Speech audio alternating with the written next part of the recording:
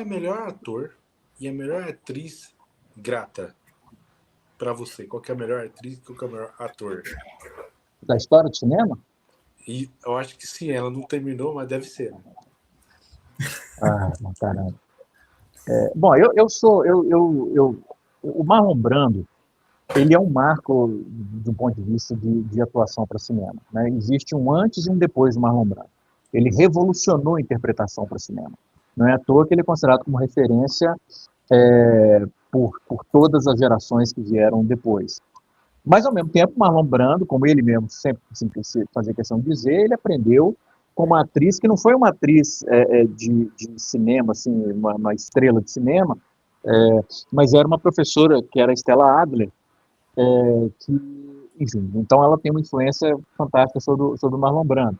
Mas, assim, é difícil, tem tantos atores. Fernanda Montenegro, por exemplo, eu acho que é difícil você encontrar uma atriz tão versátil, tão expressiva, com uma história tão longa de performances consistentemente tão fantásticas, né? Então, assim, eu poderia falar 15 nomes, mas só para não fugir da pergunta, ela pediu um homem e uma mulher, eu vou falar Marlon Brando e Fernanda Montenegro. Perfeito. Isaac, só mais uma. O Uhum. Messias, boa noite, Messias, seja bem-vindo à nossa live. Fez uma pergunta para o Pablo. Pablo, como você analisa a contribuição regional da sétima arte em nosso país? E qual o estado pioneiro? Em questão sobre ser pioneiro, eu acho que é uma pergunta até um pouco, às vezes, injusta, em função das condições econômicas das regiões brasileiras, que existe historicamente uma disparidade muito grande. O que facilitava a produção em algumas regiões e dificultava muito a produção em outras. Agora, o fato, uma coisa que eu sempre digo, quem me acompanha há mais tempo já me ouviu dizer isso 1 milhão de vezes, nesse momento deve estar falando assim, lá vai ele falar sobre dimensão continental. Mas é verdade, não tem como eu fugir disso. O Brasil é um país de dimensão continental, é um país gigantesco. Mas tem uma característica que é muito nossa, que a gente faz cinema hoje em todas as regiões do país. E o cinema feito nessas regiões, ele reflete as características dessas regiões, culturais, de linguagem, temáticas, históricas. Isso é único. Porque, por exemplo, um exemplo que eu gosto de comparar, você pega os Estados Unidos, por exemplo. Os Estados Unidos tem dimensão continental, é um país gigantesco. Mas a produção, de modo geral, nos Estados Unidos, ela está concentrada na costa oeste e na costa leste. Costa oeste em Hollywood, costa leste em Nova York. Mesmo quando eles produzem em outros estados, eles vão produzir nesses outros estados mais por uma questão de isenção fiscal, porque existe um incentivo financeiro para ir lá, do que uma produção local. Né? Olha, você tem uma cultura cinematográfica típica de Dakota do Sul, uma produção cinematográfica típica do Alabama. Você não tem isso nos Estados Unidos. No Brasil você tem. No Brasil você tem cinema típico, digamos assim, entre aspas, né, mas de praticamente todos os estados brasileiros. E com uma riqueza muito grande. E é por isso que eu acho que muitas vezes a pecha de, e não estou dizendo que a pergunta fez isso, tá, mas é uma coisa que é comum nessas discussões, até, por exemplo, Agente Secreto, as pessoas falam assim, olha, nossa, o cinema regional, né, o cinema regional de Pernambuco, do Recife, ou do Nordeste, né, ele está dando uma nova cara para o cinema nacional. É como se esse cinema não fosse um cinema nacional. Né? É como se o cinema, digamos, oficial fosse do Sudeste, São Paulo e Rio, principalmente. E o que não é São Paulo e Rio, a gente fala como cinema regional. Como se São Paulo e Rio não fosse regional. Né? Então, assim, o fato é que a gente tem um cinema muito rico em todas as regiões do país.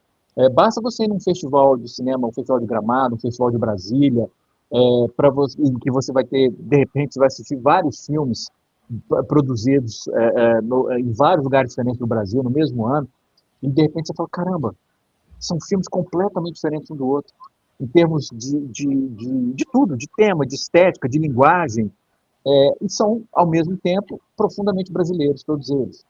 Então, eu acho que a importância, digamos assim, do cinema de cada região é trazer essa coisa que eu estava discutindo há pouco, que é única, daquela cultura local. Né? Mas tudo isso é cinema brasileiro. Né? E a gente tem um cinema brasileiro que eu considero como sendo, em termos de variedade, o cinema, sinceramente, eu falo isso sem medo de ser ufanista, ou só patriota. Eu acho o conceito de patriotismo a maior babaquice do mundo. Muito. Você se definir, eu sou um patriota, né? Porque eu nasci por acidente dentro dessa. Eu acho isso uma babaquice. Mas eu tenho profundo orgulho do Brasil. Não é uma coisa patriota. É um orgulho porque eu conheço a cultura desse país, eu sei como a cultura desse país é rica e o nosso cinema é rico. E eu falo, por isso mesmo, sem medo de soar ufanista, está sendo movido por patriotismo. O cinema brasileiro é o cinema mais rico do mundo hoje, em termos de variedade. Não, eu não tenho dúvida nenhuma. Perfeito. Isaac, eu só vou emendar mais uma, pode ser? Pode. O nosso amigo Paulo fez uma pergunta, eu achei muito interessante. O streaming está matando a experiência do cinema tradicional ou está criando novas oportunidades? O cinema, ele é ameaçado de morte desde que ele surgiu.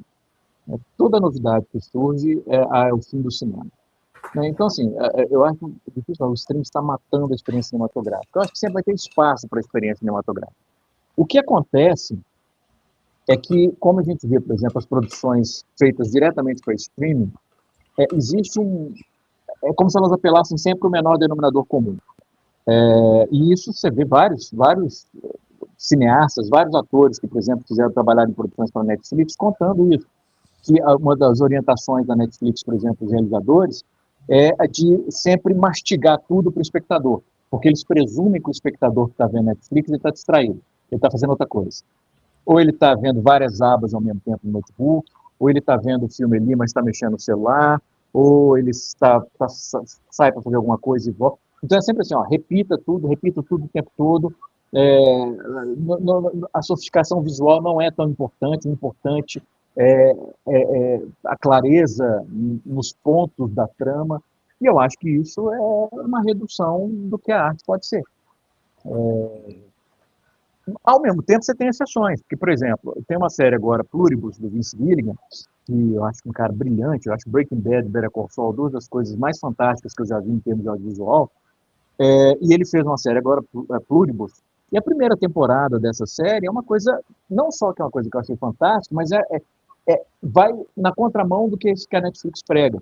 Tem vários momentos nessa primeira temporada em que ele deixa o silêncio tomar conta durante... Tem um episódio inteiro que é um cara viajando, que é praticamente em silêncio o tempo todo. É o cara andando em vários ambientes, aí ele deixa um bilhete aqui, vai lá.